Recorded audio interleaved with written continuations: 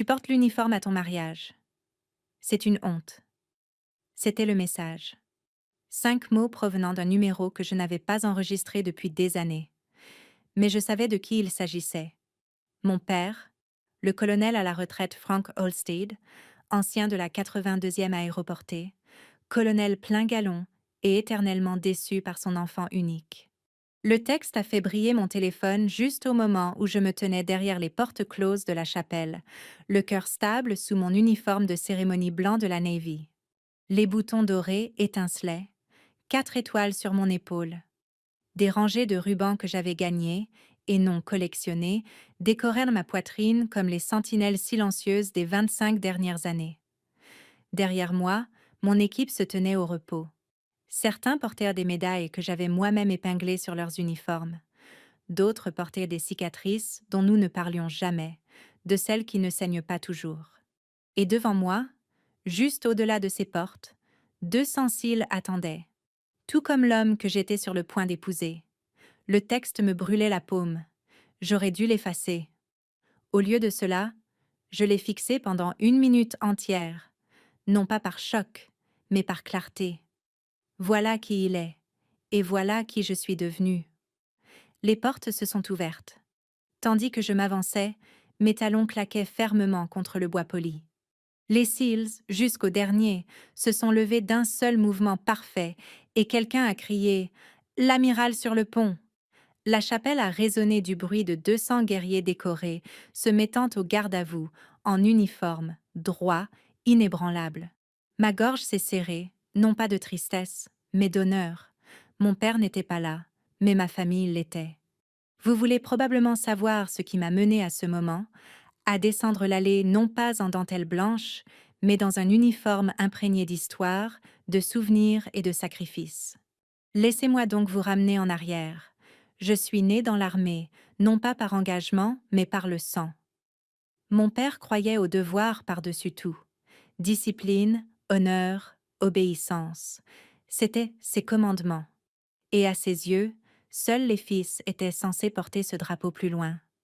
Quand j'avais 10 ans, il m'a emmenée à un match Army-Navy au stade, non pas pour en profiter, mais pour me montrer ce que je ne serais jamais. Il l'a dit alors qu'il se tenait à côté de moi. « Tu ne porteras jamais ces couleurs, gamine.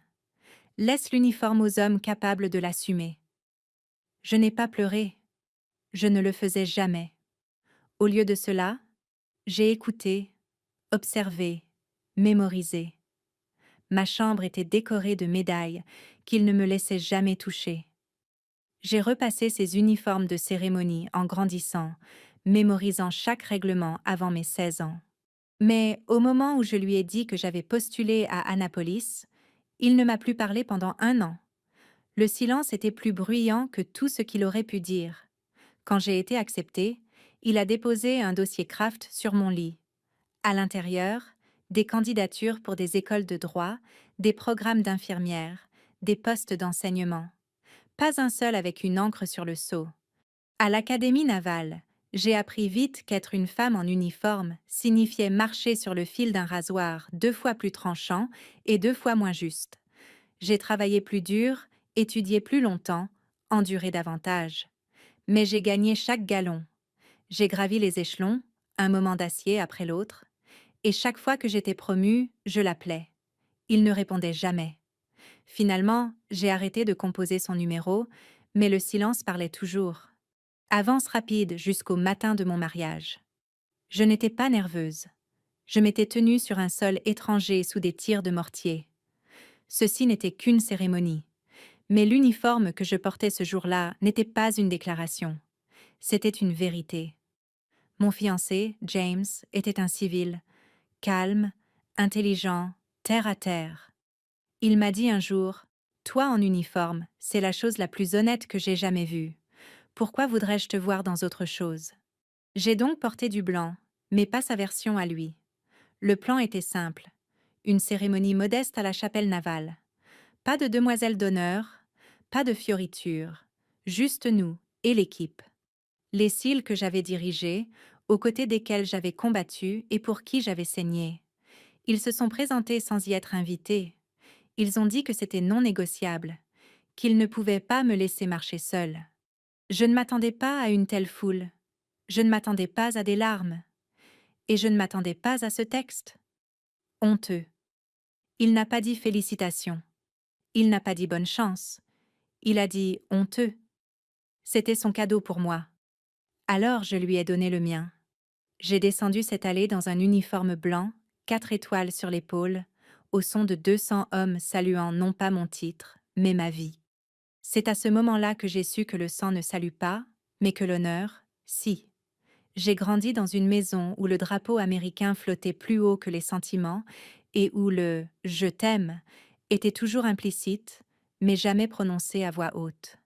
Mon père n'était pas violent, il était précis. Chaque centimètre de nos vies était organisé comme une formation de parade.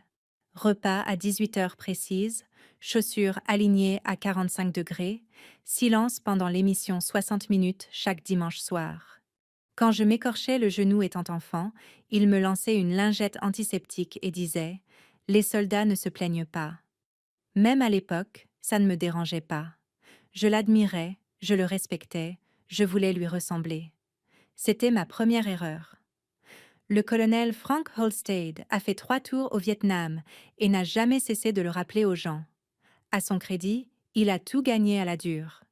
Il est passé d'engagé à officier, à diriger des hommes à travers les jungles et les embuscades. Bronze Star, Purple Heart. Il gardait les médailles dans une vitrine dans son bureau, à côté d'une photo en noir et blanc de lui dans son uniforme vert, le dos droit, la mâchoire serrée. Il appelait cela l'hôtel. Je n'avais pas le droit d'y toucher, et je ne l'ai pas fait jusqu'à ce qu'il soit clair que je n'en serais jamais digne. Ma mère, en revanche, était la douceur là où il était la pierre. Elle enseignait la littérature au lycée local, portait des gilets fluides et me lisait Emily Dickinson au coucher. Elle m'appelait son « oiseau de tempête », sauvage, féroce, un peu trop forte pour mon propre bien. Elle était la seule raison pour laquelle je n'ai pas quitté la maison le jour de mes 18 ans. Je me souviens d'être assise entre eux lors d'un dîner au lycée.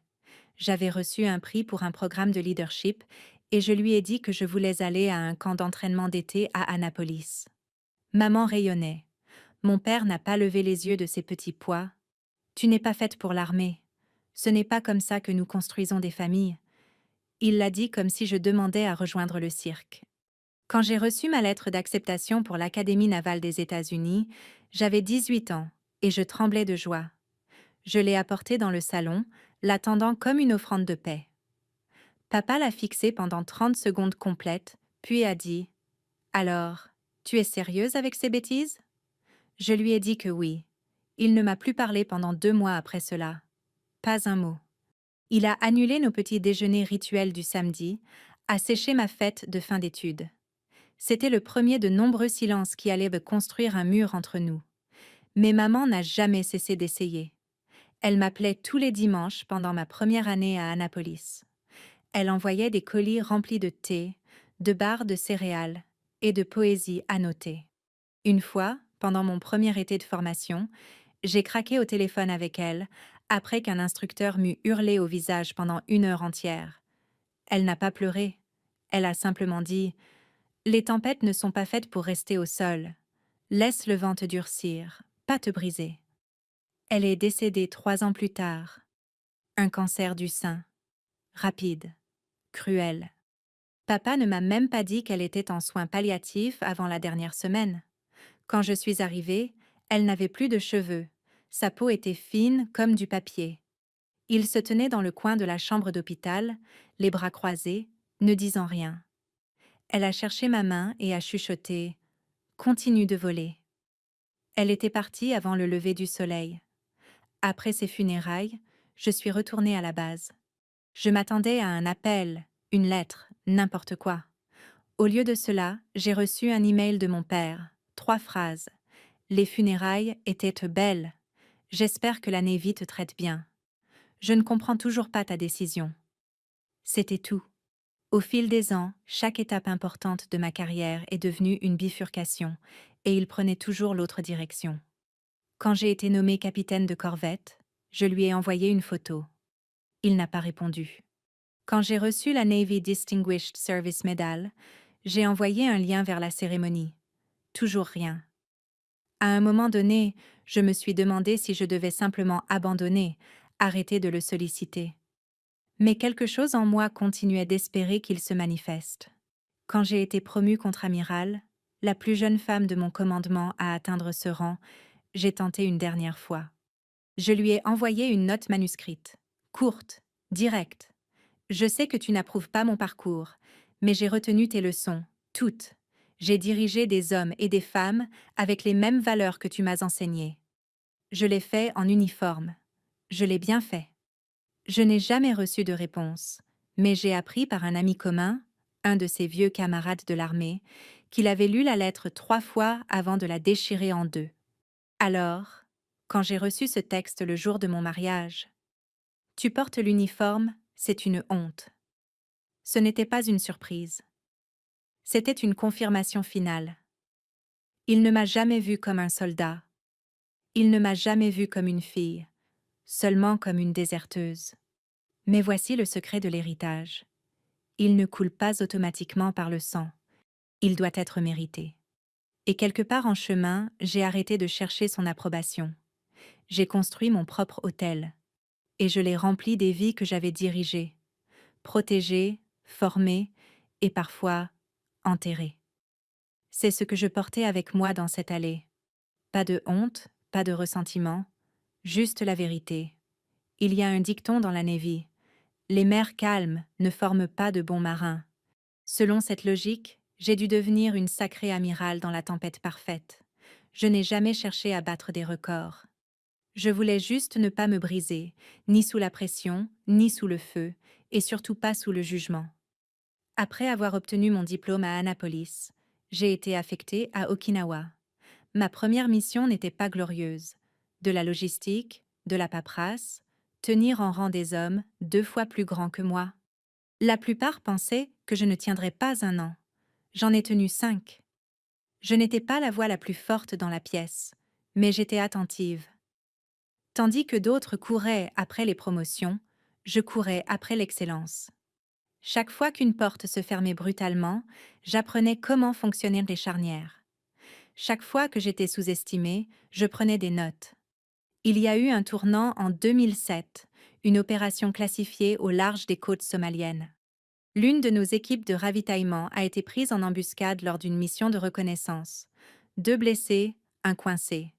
J'étais capitaine de corvette à l'époque, techniquement pas obligée d'aller sur le terrain, mais j'y suis allée quand même. La situation a dégénéré rapidement.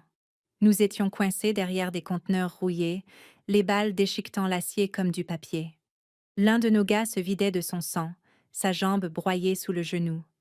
Je l'ai traîné sur 40 mètres sous les tirs, j'ai serré un garrot d'une main et j'ai appelé l'évacuation médicale par radio, pendant que mon autre main maintenait la pression sur son artère fémorale.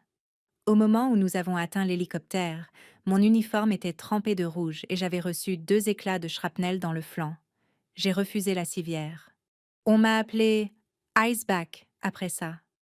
On disait que je saignais de la glace, pas du sang, mais je n'étais pas fière de ce surnom. J'étais fière que le gamin ait survécu. Il m'envoie toujours une carte de Noël chaque année. Sa fille s'appelle Avery, après moi. C'est à ce moment-là que le commandement a commencé à me remarquer.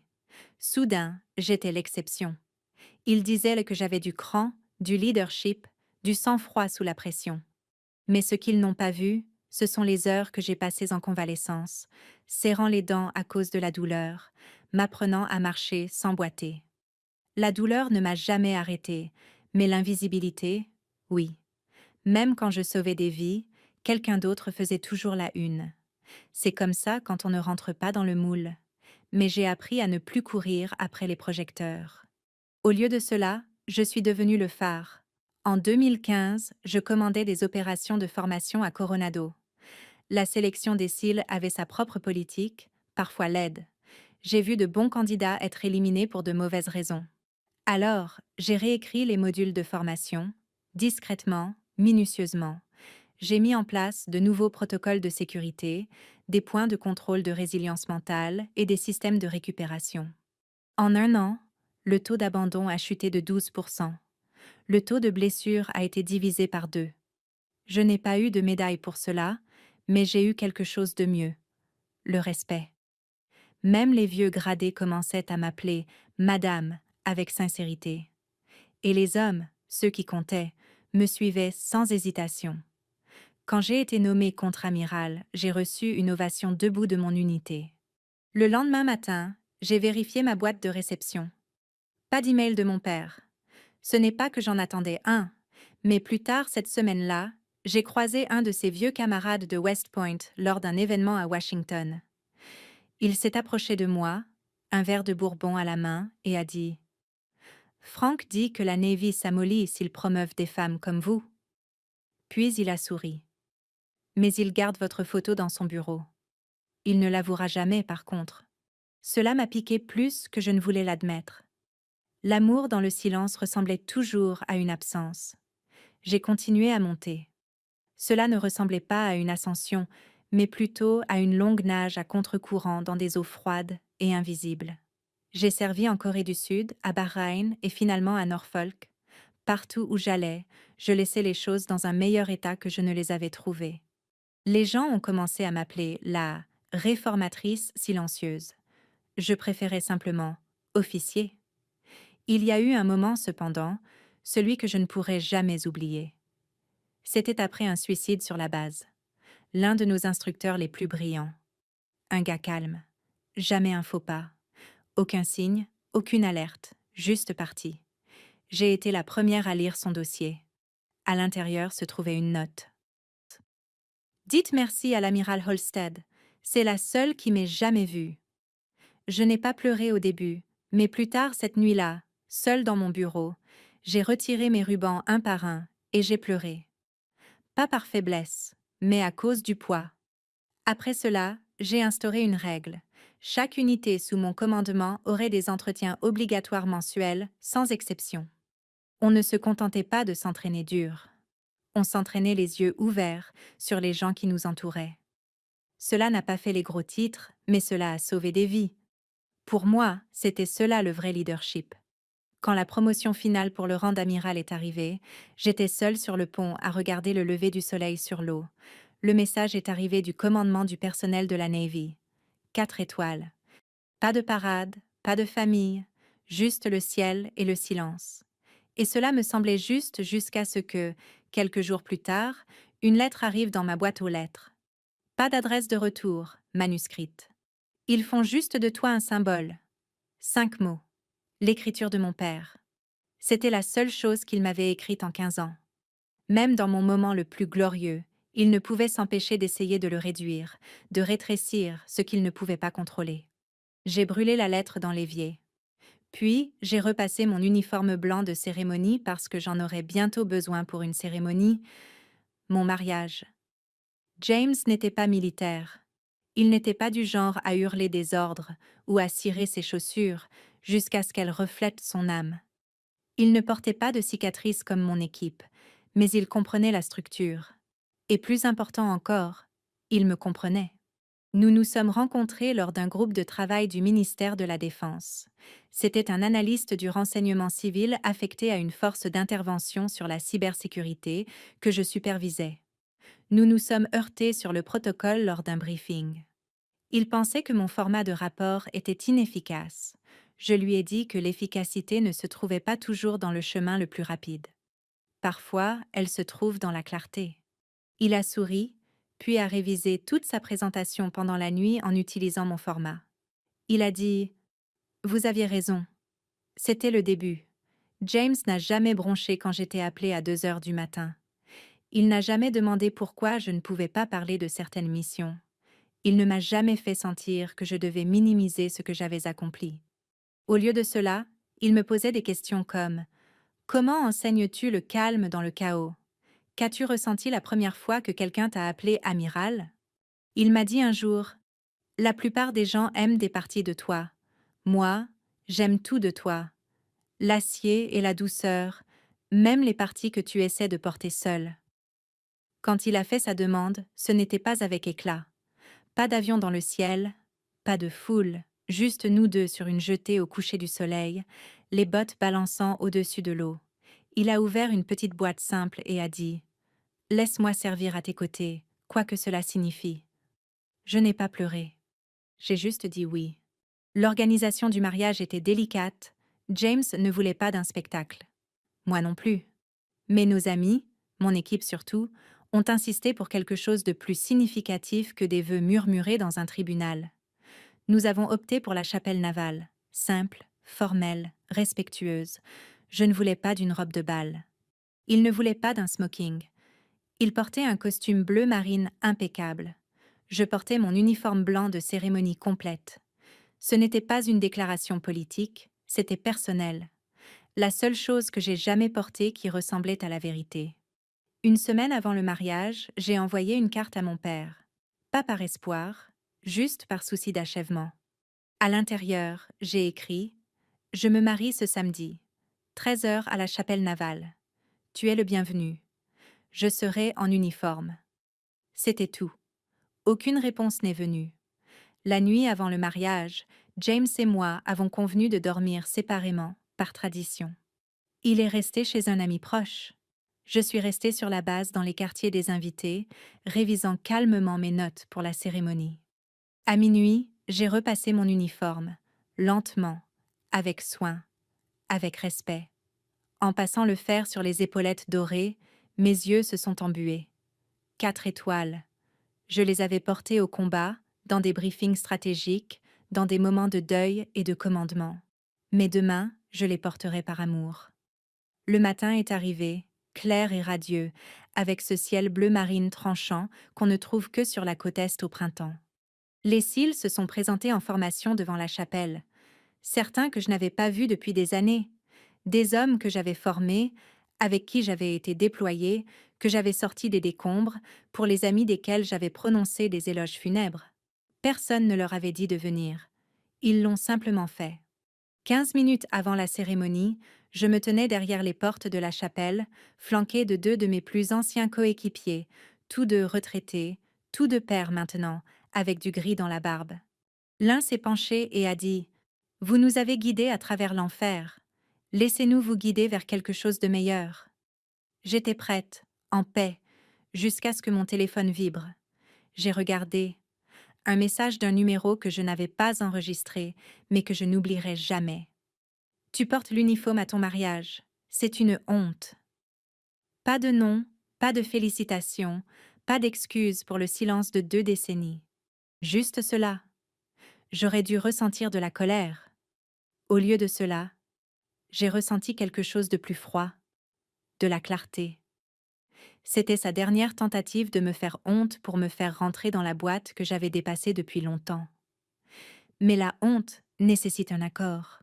Et je n'étais plus d'accord.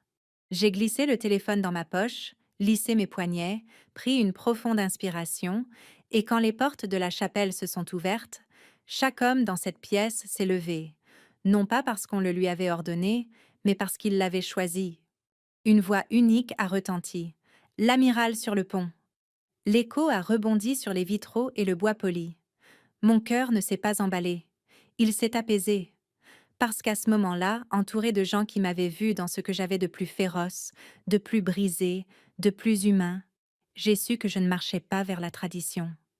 Je marchais vers une vérité que j'avais forgée dans le feu. J'ai parcouru cette allée avec de l'acier dans la colonne vertébrale. Non pas parce que j'essayais de prouver quelque chose, mais parce que je n'avais plus à le faire.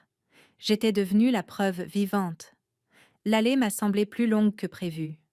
Pas de cette façon intimidante et angoissante que décrivent la plupart des mariés, mais dans le sens calme et respectueux de franchir une ligne entre une vie et une autre. Mes bottes frappaient le sol en rythme, net et régulier. Et je ne marchais pas seule. À ma gauche, le premier maître Marcus Hill, un homme qui m'avait jadis extraite d'un hélicoptère abattu à Kandahar. À ma droite, le premier maître principal Torres, qui avait perdu une jambe en Syrie et qui battait toujours tout le monde aux courses d'entraînement du matin. Ils étaient censés être des invités. Ils ont insisté pour être mes escortes. J'ai vu James debout près de l'autel. Il ne pleurait pas, mais ses yeux brillaient et ses mains étaient sagement croisées derrière son dos, se tenant au repos, de la manière qu'il savait que je préférais. Derrière lui se tenait notre officiant, un aumônier de la Navy avec qui j'avais servi à l'étranger. Il portait ses rubans, lui aussi. Nous les portions tous. Pas de masque, pas de faux semblants, juste la vérité affichée sur nos poitrines. En approchant, j'ai aperçu les bancs. Des rangées et des rangées de militaires, la plupart en grande tenue, chaque siège occupé. Et quand j'ai atteint l'espace devant l'autel, la pièce a plongé dans un silence parfait. Puis, l'amiral sur le pont. Les voix ont résonné à l'unisson. Chaque soldat, marin, SEAL et officier s'est levé d'un seul mouvement vif. Pas pour le protocole, mais par respect. Mon souffle s'est coupé. Non pas parce que j'avais besoin de validation, mais parce que je n'avais pas réalisé jusqu'à ce moment précis depuis combien de temps j'existais sans être vue pleinement, sans hésitation, sans réserve. C'étaient des guerriers, des hommes et des femmes qui avaient affronté la mort avec moi, qui s'étaient entraînés sous mon commandement, qui avaient entendu ma voix dans le fracas des tirs et l'avaient suivie parce qu'ils avaient confiance. Ils ne saluaient pas seulement un grade, ils saluaient une vie. J'ai rejoint James et j'ai fait un léger signe de tête à Hill et Torres. Ils ont reculé avec une dignité silencieuse. L'aumônier a ouvert son classeur, mais a attendu. Il y avait quelque chose de sacré dans ce calme. Puis James a fait un pas en avant, a pris mes mains gantées fermement et a chuchoté. « Je n'ai pas besoin de prononcer des vœux pour savoir que je suis déjà mariée à ton courage. » C'est là que je l'ai senti. Pas de la fierté, de l'appartenance. Nos vœux étaient simples. Nous avons promis de nous servir l'un l'autre, de protéger non seulement nos corps, mais aussi notre paix mutuelle, d'honorer non seulement la joie, mais aussi le sacrifice. Je n'ai pas dit « pour le meilleur et pour le pire ». J'ai dit « quand les ordres arrivent, nous les suivons ensemble. Quand ils ne viennent pas, nous trouvons notre propre but. » James a promis de construire une vie avec moi qui ne me demanderait pas de m'effacer, de porter le poids avec moi, de ne jamais me demander d'être moins que ce que je suis. Quand l'aumônier nous a déclarés mari et femme, la pièce n'a pas explosé. Elle est restée immobile, silencieuse de respect. Puis sont venus les applaudissements. Tonitruants, mérités, honnêtes, de ceux qui remplissent les poumons et non seulement les oreilles. Nous sommes sortis sous une haie de sabres croisés, les lames étincelant dans la lumière du printemps. Une tradition habituellement réservée aux officiers. Cette fois, ce sont les engagés qui tenaient les lames en l'air. Cela signifiait plus ainsi. C'étaient eux qui savaient vraiment. Plus tard, lors de la réception, une affaire modeste sur la base, l'un de mes anciens SEALs s'est approché de moi. Un grand gars, les avant-bras tatoués, qui parlait rarement plus de quelques mots à la fois. Il a regardé mes bottes, puis a dit « Nous ne nous sommes jamais levés pour vous à cause de votre grade, madame. Nous nous sommes levés parce que vous ne nous avez jamais fait nous sentir petits. » Puis, il m'a serré fort dans ses bras, comme un frère. Je n'avais pas l'habitude d'être enlacée ainsi, en dehors du champ de bataille, mais je me suis laissée aller. Non pas parce que j'avais besoin de réconfort, mais parce que je l'avais mérité. Vers minuit, la foule s'est éclaircie. Le gâteau avait été coupé. Les toasts étaient terminés. Je suis sortie pour prendre l'air. La lune était basse sur la ligne d'eau. James m'y a trouvé, les bras croisés, regardant les vagues. Il a demandé doucement « Tu as eu des nouvelles de lui ?» J'ai hoché la tête. Il a attendu. Puis j'ai dit « Il a dit que c'était honteux. » James n'a pas réagi tout de suite. Il s'est juste tenu à mes côtés un moment. Puis il a demandé « Est-ce que tu le crois ?» J'ai regardé mon uniforme, les dorures, les rubans, les étoiles. J'ai pensé aux cils se levant, au respect dans leurs yeux, à la dignité silencieuse de leur salut. J'ai regardé James. « Non, » ai-je dit, « je ne le crois pas. » Il y a des moments qui définissent une vie. Certains viennent avec des médailles, certains avec le silence, certains avec un simple message. Mais d'autres viennent avec une salle remplie de guerriers qui n'ont pas à se lever, mais qui le font. C'est arrivé 3 jours après le début de notre lune de miel. Nous étions dans le Maine. James avait trouvé une auberge côtière tranquille, du genre avec des planchers qui craquent et l'odeur du sel de mer imprégné dans les murs. Pas de presse, pas de faste, juste nous, des matins brumeux et des pancakes aux myrtilles, faits par un oncle à la retraite nommé Roy. Je n'avais pas regardé mon téléphone depuis la cérémonie, mais ce matin-là, James me l'a tendu doucement. Tu devrais voir ça. Il y avait un message, non pas de mon père, mais de ma cousine, Claire. Une seule photo, sans légende. C'était le parking de la chapelle, pris de l'autre côté de la rue. Dans un coin, reconnaissable à sa posture rigide, se tenait le colonel Frank Olsted, en uniforme de cérémonie complet, les bras croisés, le dos droit, observant sans entrer. Et puis une autre photo. Un instant plus tard, celle qui le montrait en plein milieu de son demi-tour. Partant. Je l'ai fixé plus longtemps que prévu. Je ne savais pas ce que je cherchais. Du regret, de la douceur, une conclusion. Tout ce que je voyais, c'était un homme qui avait choisi la distance plutôt que la rédemption. James se tenait derrière moi, silencieux, puis a dit « Il est venu, mais il ne pouvait toujours pas se tenir à tes côtés. » C'est là que j'ai su. Au moment où 200 cils m'avaient salué, il m'avait tourné le dos. Plus tard cette semaine-là, j'ai reçu une invitation du Pentagone. Ils organisaient un événement à huis clos, une table ronde sur le leadership et la transformation pour l'avenir du commandement. Les hauts gradés voulaient que je donne une conférence d'ouverture sur l'éthique dans le leadership moderne, non pas parce que j'étais la première femme amirale, mais parce que j'avais mis en place des systèmes qui avaient réellement sauvé des vies. J'ai failli dire non. Puis je me suis souvenu du jeune marin qui m'avait écrit cette note de suicide. C'est la seule qui m'ait jamais vue. Alors j'ai dit oui. Le soir du discours, je me tenais en uniforme complet sous des lumières aveuglantes dans une salle remplie de rubans, de grades, de politiciens et de pouvoir. J'ai raconté des histoires de courage, pas le mien, le leur. Les guerriers qui suivaient les ordres jusque dans le feu, non pas parce qu'on le leur disait, mais parce qu'ils avaient confiance en celui qui les donnait. J'ai parlé de la réforme, non pas comme d'une menace, mais comme d'une responsabilité. J'ai dit à l'Assemblée, l'autorité n'est pas d'être la voix la plus forte, c'est d'être la plus calme dans le chaos. Et j'ai conclu ainsi, le respect n'est pas hérité. Il n'est pas donné par le sang. Il se gagne en étant présent, en se tenant debout et en faisant ce qui est juste, même quand personne ne regarde. Il y a eu un silence, puis une ovation debout. Le lendemain matin, une lettre est arrivée à mon bureau. Manuscrite, pas d'adresse de retour, mais j'ai reconnu l'écriture immédiatement. Je n'ai pas franchi la porte de la chapelle parce que je ne savais pas comment m'asseoir parmi des gens qui voyaient en toi ce que je refusais de voir. Je n'ai pas salué, non pas parce que tu ne l'avais pas mérité, mais parce que je ne savais plus comment honorer ce que je ne comprenais pas. J'avais tort. Si tu me le permets, j'aimerais qu'on se parle. Pas d'uniforme, pas de protocole, juste un père essayant de comprendre une fille qu'il n'a jamais pris le temps de connaître. Frank, je l'ai lu 3 fois. Je n'ai pas pleuré. Je ne l'ai pas brûlé. Je suis juste restée assise avec.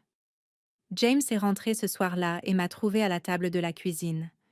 Il a haussé un sourcil. Il a fini par dire quelque chose? J'ai hoché la tête et lui ai tendu la lettre. Quand il eut fini, il a demandé « Tu veux le voir ?» « Je ne sais pas », ai-je répondu. « Je ne lui dois rien. »« Non », a-t-il dit doucement. « Mais peut-être que tu te dois d'avoir le choix. » La semaine suivante, je l'ai rencontré à Arlington. Nous nous tenions devant la pierre tombale de ma mère, l'herbe était tondue, le silence absolu. Il portait des vêtements civils, un pantalon, une veste, pas d'insigne, pas de galon, pas d'armure. Juste un homme plus vieux, plus petit que dans mes souvenirs. Je suis arrivée en uniforme, non pas pour prouver quelque chose, mais parce que c'était qui j'étais.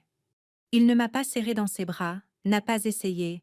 Il a juste dit « Tu ressembles à ta mère quand tu te tiens comme ça. » Nous avons parlé, pas de la guerre, pas des médailles, mais du deuil, du regret, de la façon dont le silence peut ressembler à de la force, alors qu'il ne fait que cacher la peur. Avant de nous quitter, il a reculé, s'est redressé, et dans un mouvement lent et délibéré, il a salué. Pas un geste militaire sec, pas une forme parfaite, mais sincère. Et cela m'a touché plus fort que n'importe quelle médaille que j'avais reçue. J'ai rendu le salut, non pas parce qu'il avait gagné mon pardon, mais parce qu'enfin, il avait choisi la vérité. Cette nuit-là, je me suis allongée à côté de James et j'ai chuchoté. Il a salué. James n'a pas demandé ce que cela signifiait. Il a juste tenu ma main, et nous nous sommes endormis au son de la pluie sur le toit.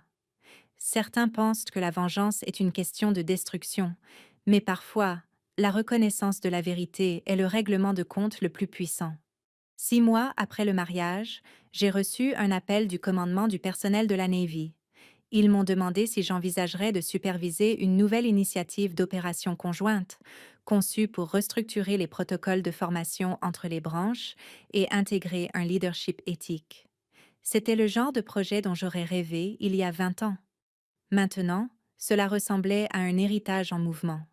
J'ai accepté. Et dans le cadre de ce projet, je suis retournée sur des bases où je n'avais pas mis les pieds depuis des années, y compris celles où j'avais dirigé pour la première fois un peloton de marins sceptiques et têtus, qui pensaient que je n'étais qu'un coup de publicité. Ils se souvenaient de moi et ils se sont levés quand je suis entrée. Lors d'une de ces visites, j'ai croisé un nom familier sur le registre. Caporal Avery Patterson. J'ai souri. La petite fille nommée d'après moi portait désormais ses propres bottes. Elle m'a dit qu'elle s'était engagée parce que son père lui avait dit que j'avais sauvé sa vie. Parfois, on ne réalise pas jusqu'où s'étend notre influence avant qu'elle ne revienne vers nous et nous salue. De retour au quartier général, on m'a proposé un partenariat civil avec l'Initiative pour l'éducation à la défense. Ils voulaient utiliser mes méthodes de leadership pour aider à former les instructeurs du ROTC à travers le pays. Ce n'était pas prestigieux, mais c'était significatif.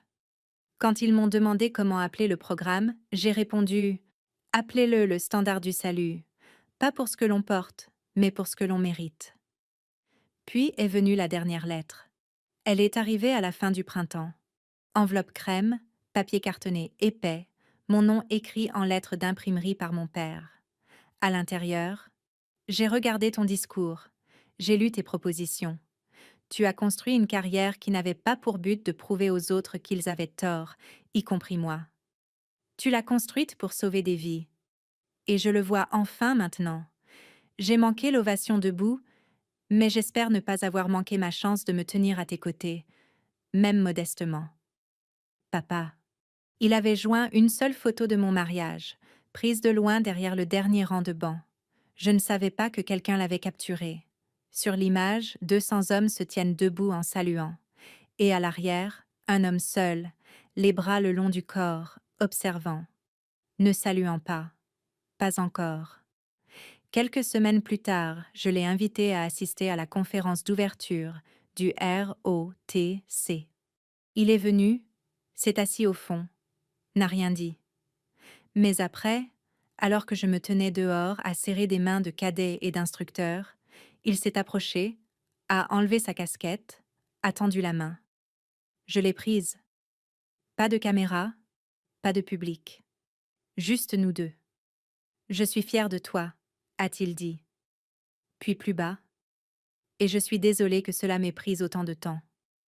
J'ai hoché la tête, non pas parce que cela réparait tout, mais parce que cela commençait quelque chose. Cette nuit-là, James m'a demandé « Es-tu heureuse de la façon dont les choses ont tourné ?» J'y ai réfléchi longtemps, puis j'ai dit « Je suis satisfaite. Pas parce qu'ils ont souffert, mais parce qu'un vrai changement a eu lieu. Les bâtiments sont plus sûrs, les programmes plus forts, le silence est rompu. » Et la fille qui repassait autrefois l'uniforme de son père a maintenant des cadets qui repassent le leur à cause de ce qu'elle a bâti. Il a souri et a embrassé le sommet de ma tête. « Lui pardonneras-tu un jour ?» a-t-il demandé. J'ai répondu « Le pardon n'est pas une transaction, c'est un chemin. Et aujourd'hui, nous avons fait un pas.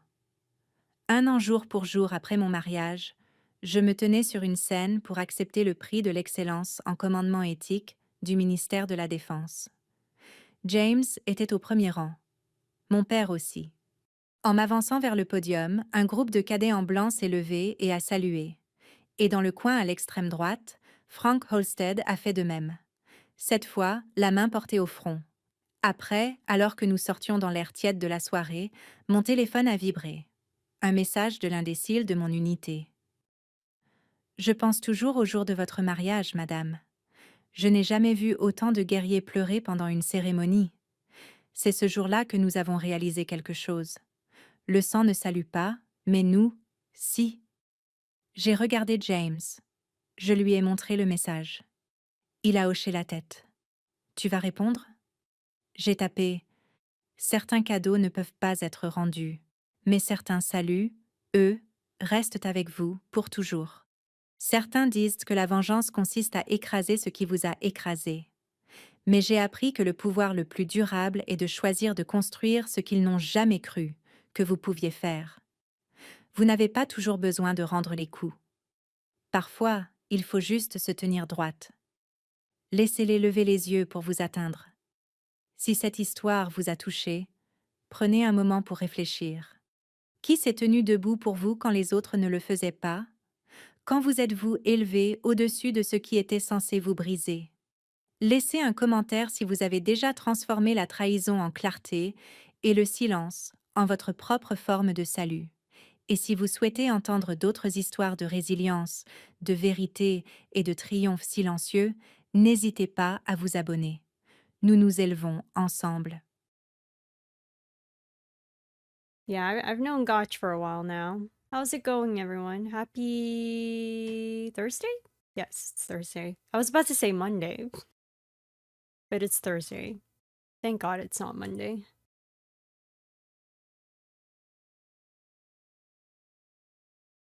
Busy weekend, so Monday was a whole chill. Hell yeah. Well, I'm glad you had a very chill birthday. Don't even remember near the follow button to unfollow. Does Twitch do that sometimes? Like, will they randomly just... Akon, it's okay. You can just say you wanted to unfollow me. It's fine. You know, I won't take offense to that.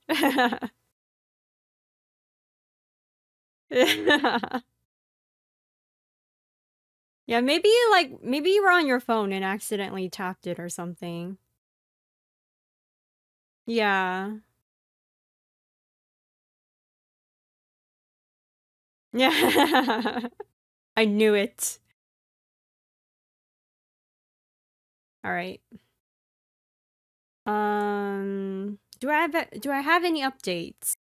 No, not really. It's just another day, another week. Hi, Big J. Hello.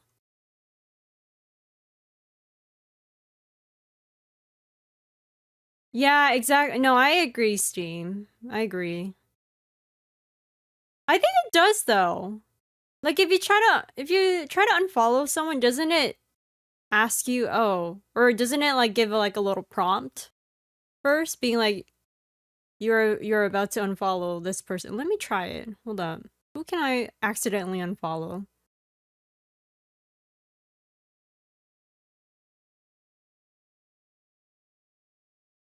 I swear it does it. Unless it only does that on mobile.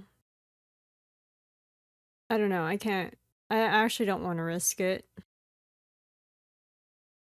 Actually, I'll do it with NASA. Yeah, it does prompt you. It says you will no longer receive notification or see them in your follow channels list.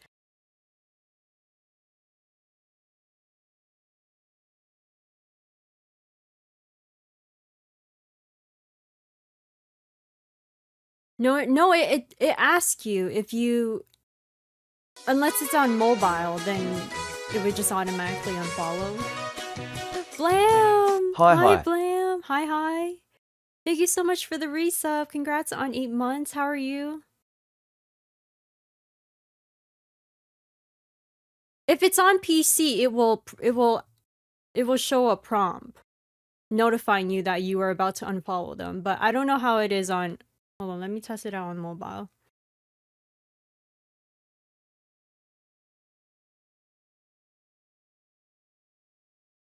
Why do I keep getting these spam messages? What the fuck?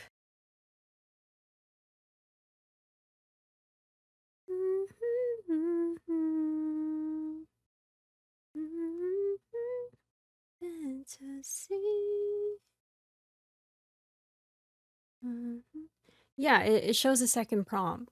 So, Akon, I think you just really wanted to unfollow me, but you know, it's fine. I see how it is. I'm kidding. Just waking up. Good morning. Your dentist appointment, how did that go? Spam text, I just got 2. I literally just got 2 in the spam of like 5 minutes. Like, what the heck? This is why I sometimes just want to cancel my phone plan. Because not that anyone ever calls me anyways. Or texts me. I mean, I get texts from my family members, but that's it. Like, I mainly use my phone now just to check emails on the go and listen to music on the go.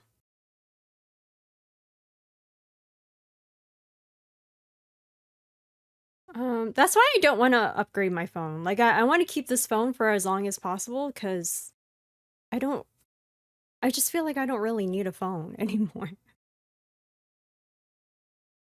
You know, like, even though the back of my phone is pretty cracked, you guys can't see it, but there's like these glass shards. Hi, One Wing. Big J, thank you so much for the 3 stream streak. Traffic violation in LA. Yeah. Cook spam right now? Oh my gosh, Big J, have you ever had spam with like eggs and rice? It's so good. Breakfast burrito sounds delicious. You should. Should probably call. Wait, you still have to go to work?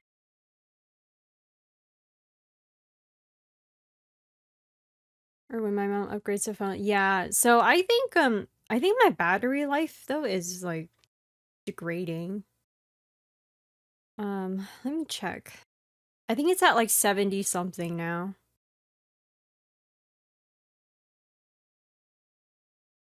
Uh,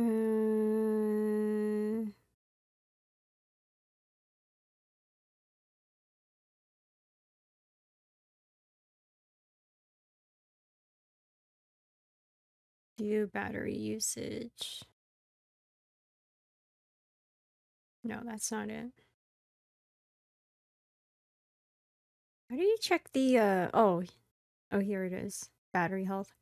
Maximum capacity is at 74%.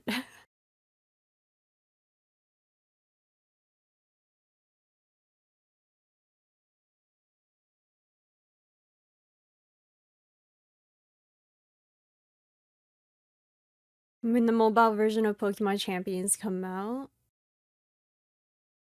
74 is rough. Well, I've had my phone since 2020. Like it's a COVID phone. So I've had it for 6 years now. But I want to like keep it for as long as possible cuz I kind of don't want to buy a new phone. They're expensive now. Phones are so expensive.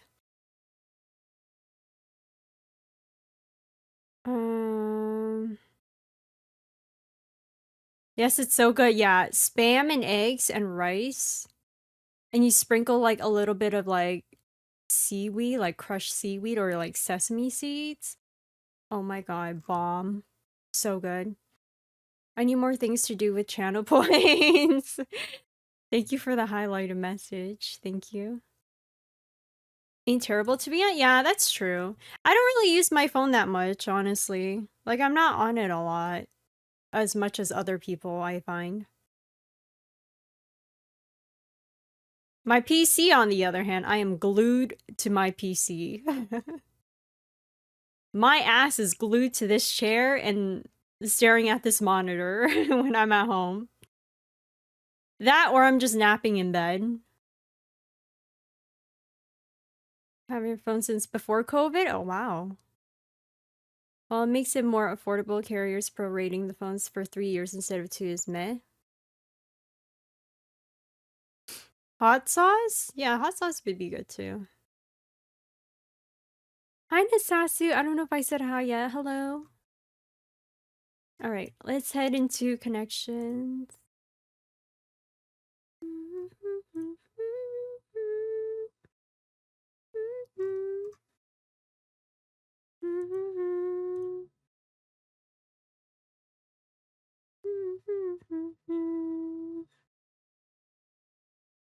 After being stuck with your own phone for 5. Yeah, I feel like that's a pretty good, like, good lifespan though for a phone, like that 5 to 6 years. It's still expensive though. Because what, like most phones are up to like $1,000 now, which is crazy.